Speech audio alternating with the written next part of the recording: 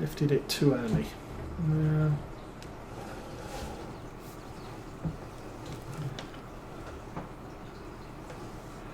Got that bit done though. Alright, so that's the raking at this end of the field done.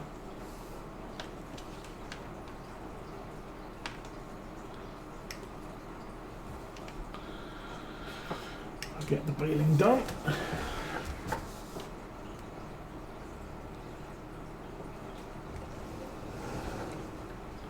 Turn it on.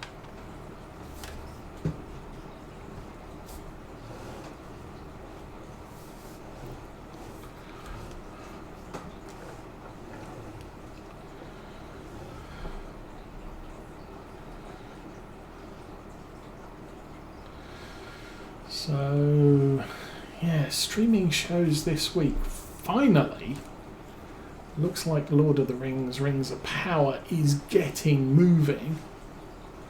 It has been so deathly slow.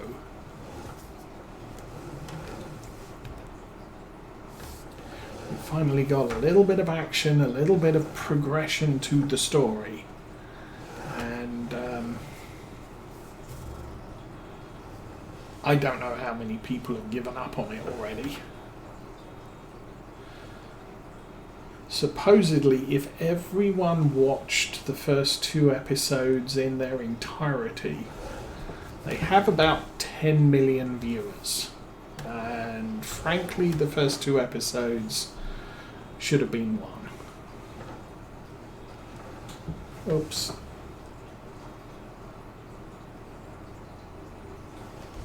Possibly half. It was, yeah.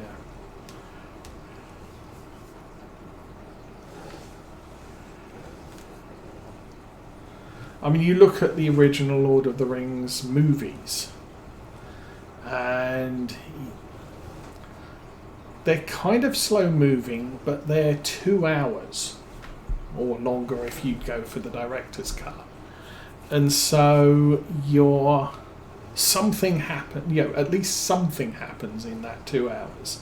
You can't do that with a TV style show, an episodic show. You can't have, well, people talked, nothing happened, 2 hours passed.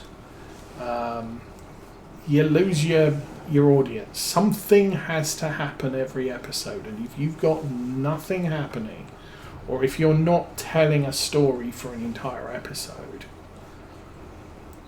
that may or may not have something for the grand scheme of things, but at least we're telling a story.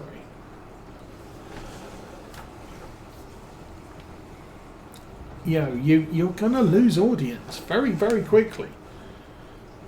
Because if you're not telling me a story, why am I watching this?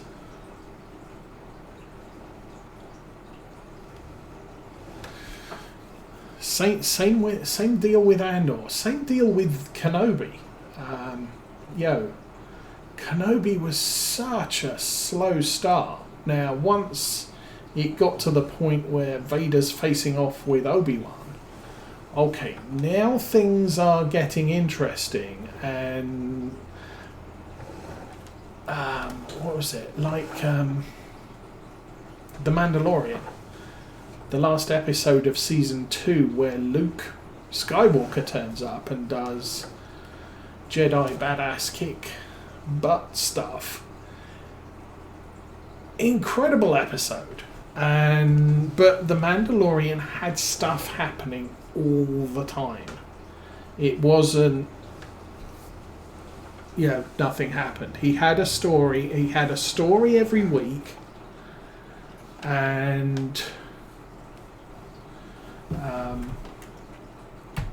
he had the overarching story, and I think that's where The Mandalorian beats out a lot of the recent shows. Is the recent shows,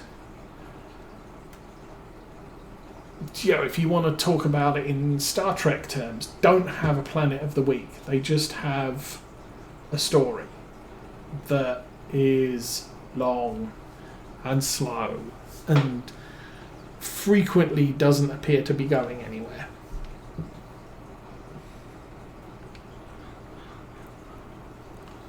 And stop.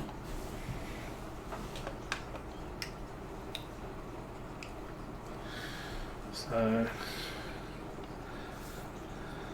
and significantly, you must have a story. Because if you don't have any story, even an arc, a long arc,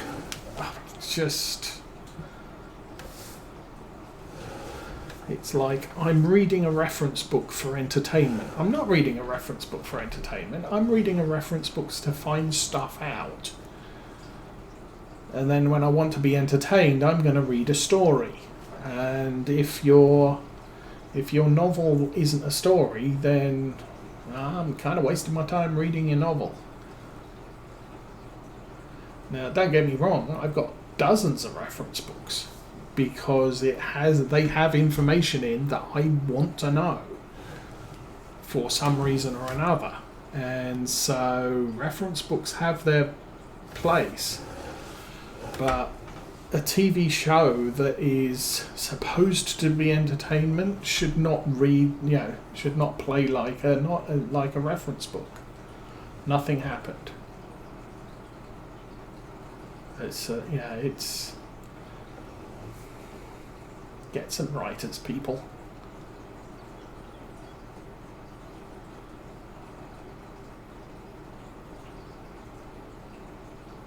I mean, for the most part, I've given up watching terrestrial TV because, what they're producing just doesn't. It's long, it's slow, the stories aren't stories. And most terrestrial TV is really aimed at the weekly story. And if you don't have a weekly story, then why am I watching the show?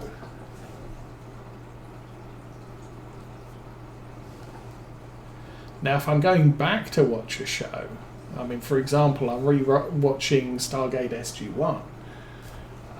There are some episodes that are critical to the long-term progression of the series.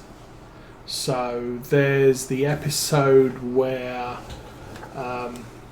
O'Neill downloads an ancient repository into his brain and ends up meeting the Asgard. That's a pivotal story point. There's an episode where there are many episodes where the big bads get killed. Because obviously a multi-series or a multi-season series, you have every season brings you a bigger bad to beat, and you've sort of got the introduction story for the big bad of the series or for the season. You've got a couple of eventful stories concerning the big bad during the middle of the season, and then you have the death of the big bad at the end. And those are significant stories. But then elsewhere in the series, there's some nice episodes, but they're not critical episodes for the story that's being told. You can skip them if you want to. It doesn't matter significantly. But the big story points, you kind of shouldn't miss them. So Star Trek, you could skip obviously the first episode. You get to meet Q. There's a couple of Q episodes throughout the show's run, and if you want to know who Q is, you kind of need to get the introduction and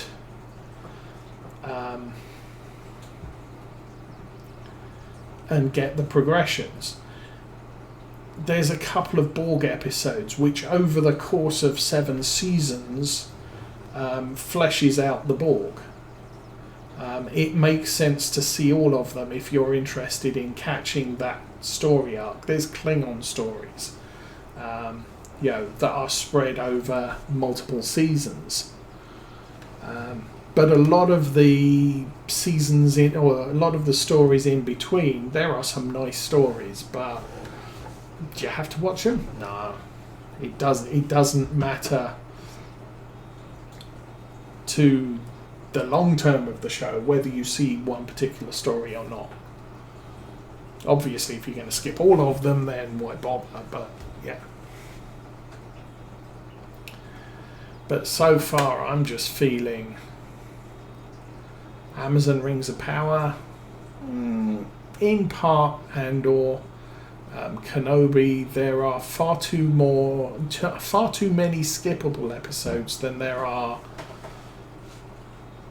important episodes. Now, it might be that something that happened in the first couple of episodes becomes important later on, but I'm really not seeing the payoff at the moment.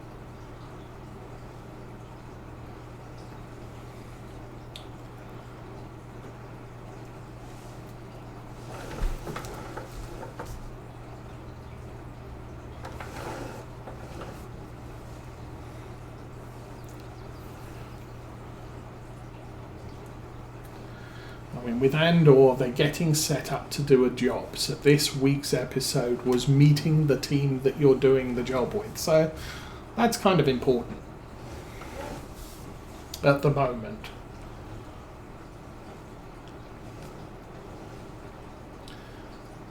Yeah.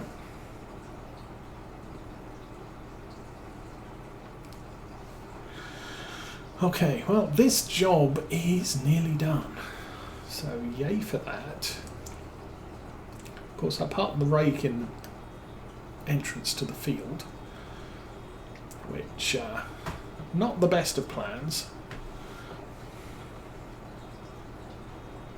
Because one, I need the Deutz to haul the bales, and two, it's blocking the way to get the bales out. Come on. One, not a full bale. Okay. I think there's enough scraps of hay down here that we might just make a bale. Almost. Quadruple 8. And there's some bits up here that can probably make use of.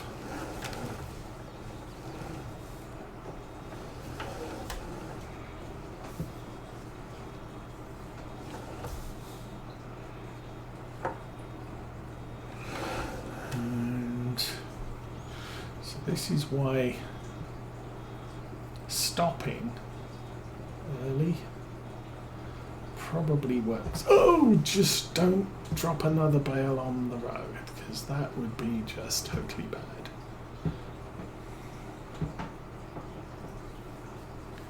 Because I can push that bale out of the way and then just turn. Okay, I am fairly certain that's it for hay from this field, or that's it for complete bales of hay on this field. However, our equipment, so making it as full as possible, is not actually a bad plan, because what's left in the baler can become part of the next silage bale when we produce it next month. Okay, so we'll just run down here. Missed a little bit of hay on the right, but as I said, I don't think this is a significant amount of hay. Probably end up getting to the end of the row and be on 8,700, because that's just the way things break usually. Nope. Okay, we're good. So, baler's about half full. Lift that up, turn it off, stick it on follow me, wait till the worker registers and turn the engine on. So we'll take these all back to the yard. I think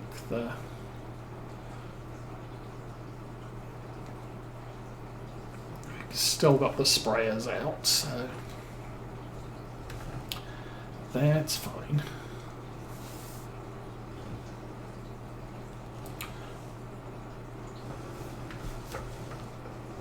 Turn this over here.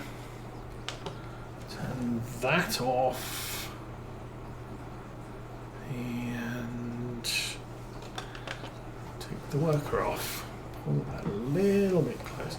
Don't want to get too close because obviously when I want to park things up, it's going to be a lot easier to park things up with the Massey than it is with the Dufts.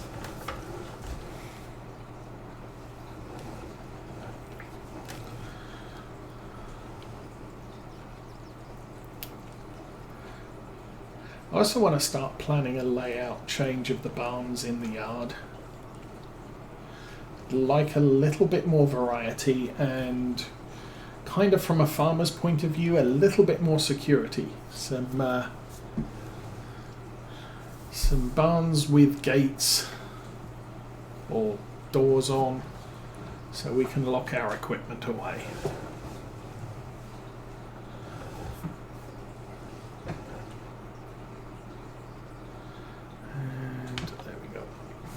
Okay, 24 bales to the sell point, which is, I think, the usual one. Right there.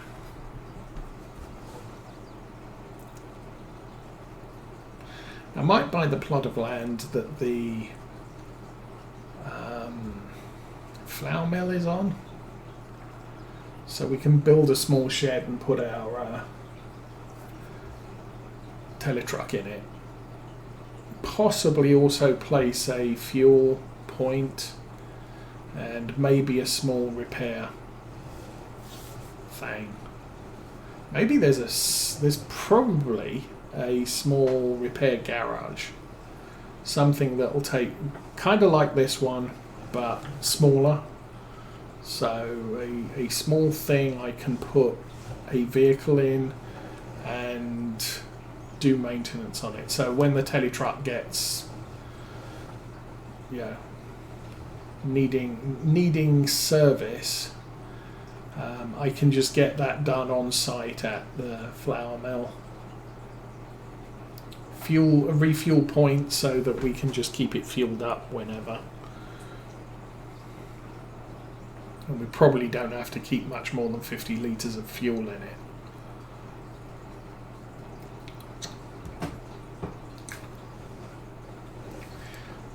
And then we'll look at similar sort of thing for the bakery.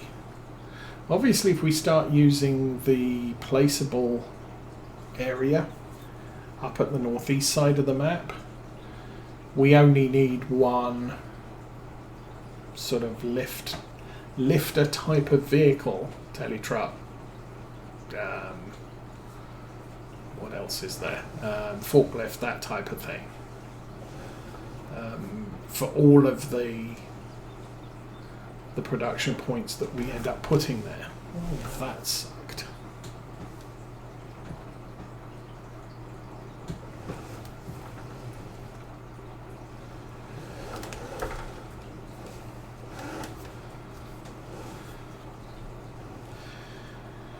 It would be tricky to... field currently on our left would be tricky to be a field that we own, and possibly this one, without destroying this edge of the field so we don't end up with crop where we're driving. I think that farm track is a little bit tight to the edge of the fields there. So if we bought the fields, we would potentially be destroying the crop, and that would be bad. So, yeah. Anyway, we have bales to sell. Well, no we don't.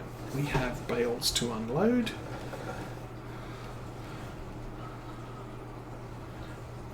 200,000 litres on this. And what did the contract say it needed? Oh, details on.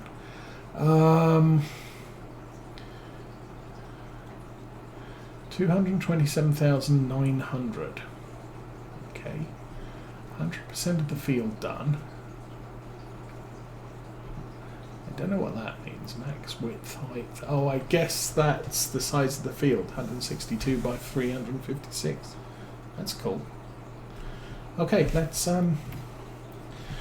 get this thing unloaded. How do we do that? 9.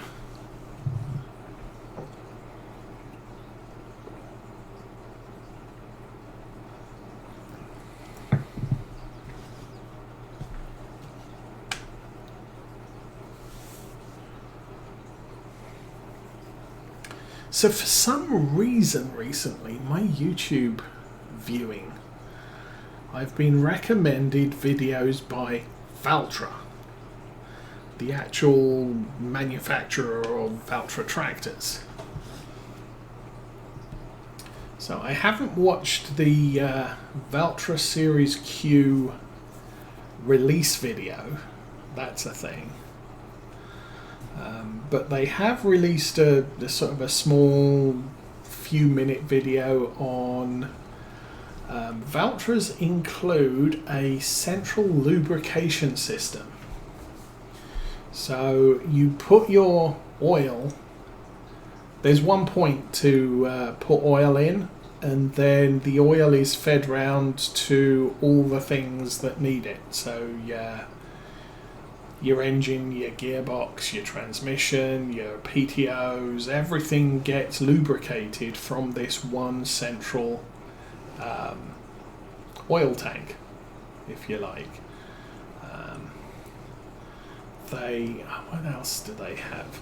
I think it said it's got 2 hydraulic reservoirs, one internal and one external. So your loader arms are run off your internal hydraulics, and all of the stuff on the tractor is run from the internal hydraulics. And then when you connect something to the tractor that is run on hydraulics, like potentially this trailer, you use the second, it connects to the second hydraulic tank, with the theory that you could be connecting your tractor to multiple pieces of equipment where you may not be assured that the hydraulic oil in the piece of equipment you're connecting to is actually clean, or the lines are clean. So yeah, hydraulic stuff running in the tractor is going to be, it's not being connected and disconnected constantly and potentially getting crud in the lines. So you don't have to change that hydraulic fluid as frequently as you do on the hydraulic tank that runs stuff attached to your tractor. Okay, let's come on, lower the boom. So I did say I don't think that this tells me how many bales we produced. No. I think the baler does, unfortunately.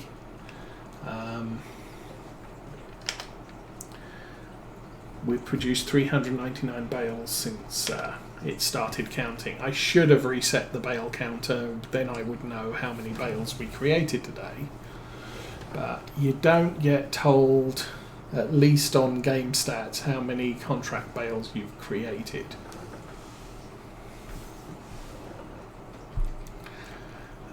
What I did say earlier was, we need 2 more bales, 10,200. So 3 is enough. 6, 8, 10, 12, 14. I did say I was going to...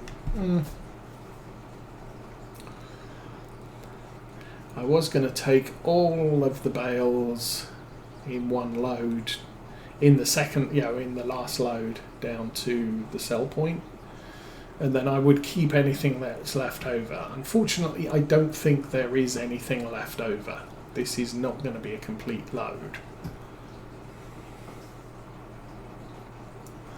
So what I might do is grab everything off the field. We'll unload all of the bales in the yard and then go and sell 3 of them to complete the contract. That's my thought. I could just take the cash and run, although, as I said, bales of hay are not very valuable. Hey. Hey. There's hay. £53 per 1,000 litres. 5 nines, £450 per bale.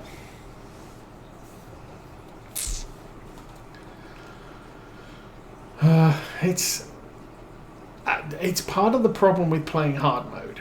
You don't get a lot of income from material. I think converting hay into milk is probably more lucrative than £450 per bale. These are big bales.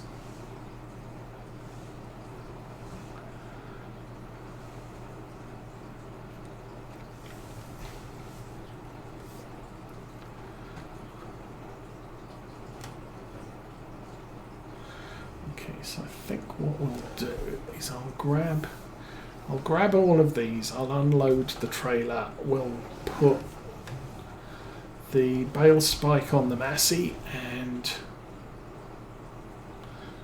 whoop. That didn't work out so well. There we go. So 2 more. We'll put 3 back on the trailer. We'll put the rest of them in the cow feed supply area. Then we'll get this contract complete. Okay, lift the arm.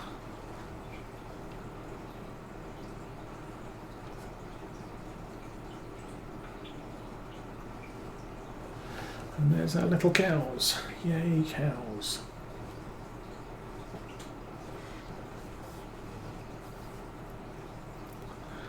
Okay, I am going to... I think the easiest thing to do is drop these here. I might not even need to reload it with the Massey if I'm good.